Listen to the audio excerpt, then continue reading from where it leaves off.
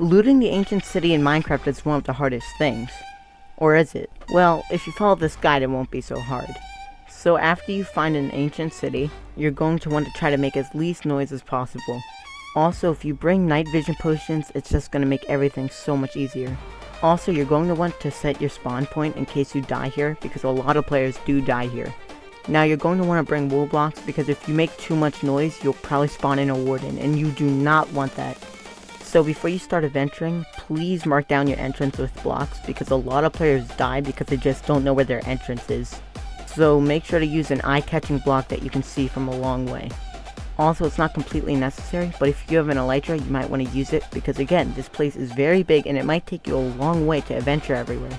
Also, when you find a chest, don't go too fast, because this is where most players die. They open a chest to make too much noise and summon a warden. Before you open the chest, put wool blocks all around it. This will cancel out most of the noise. Then you're going to want to break the chest with an axe. Most players, you're probably going to want to bring a shulker box, but if you don't have a shulker box, you can use bundles. Just try to find a way to store items, because you're not going to want to miss out on the rare loot that's here because you didn't have enough inventory space. And you're going to definitely want to listen to me on this, because you can find a lot of rare loot in the ancient city, like Swiftnik 3 or enchanted apples. These are very rare items that you're going to want to have later in the game. Also, you can find a lot of wool inside of the ancient city, and you're going to want that so that you can walk around. Also, in case that you do spawn a warden, please do not try to kill it. You are not going to kill it if you're not a skilled player.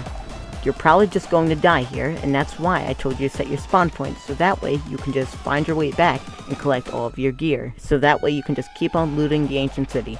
But if you're on a hardcore server and you can't die, please just bring totems before you go to the ancient city. You'll thank me later, but also keep on running till you've completely lost it. Also, if you have an elytra, please use it. You'll thank yourself later.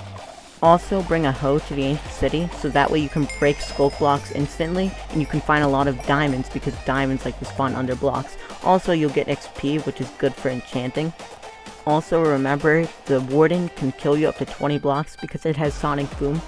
So that's basically the end of the guide. Now, before you all leave and probably never see me again, make sure to subscribe, because for the first 1,000 public subscribers, I'll be planting 1,000 trees on my Blade's Edge server, where each subscriber will have their name on a tree. So make sure to subscribe before you lose your spot.